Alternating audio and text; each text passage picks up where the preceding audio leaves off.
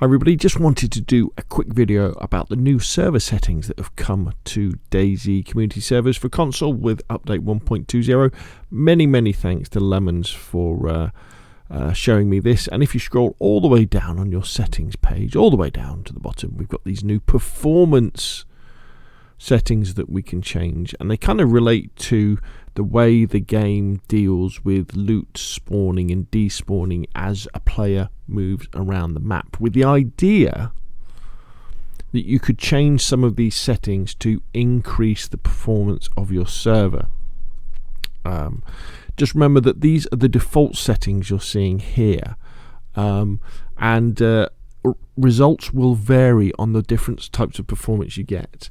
I think what we're really kind of looking at is the opportunity where if you have, say, a special server where, say, you were just using something like Skiliski Island or a small part of the map, the ability to reduce the object view distance is really good because that will significantly increase the performance on consoles if you did that.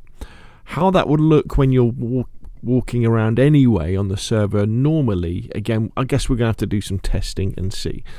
So what have we got? We've got network range close, network range far. So network range close, network bubble distance for spawning of close objects with items in, i.e. backpacks set in meters. Network bubble distance spawning and despawning of far objects other than inventory items set in meters. So I think what this means is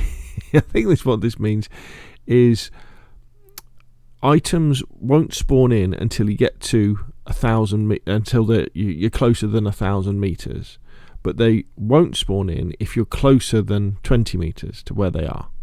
And then you've got network range near, network bubble distance for spawning or despawning of near inventory items set in meters. So, and then network range distance effect, network bubble distance for spawning of objects currently only sound effects set in meters.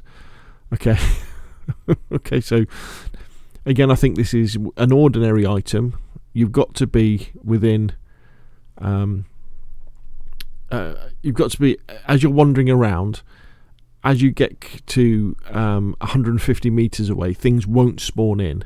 But if you're further than 150 meters away, but less than 1,000 meters away, they will spawn in. This is all about the fact that you're not going to be walking around and then looking down and see a pair of shoes spawn in next to you. That's what it's all about.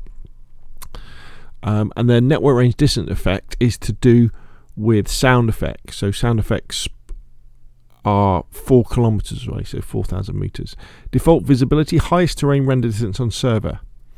If higher than view distance in DayZ client profile, client side parameter applies. So I don't think this means that you can increase the default visibility or the default object view distance.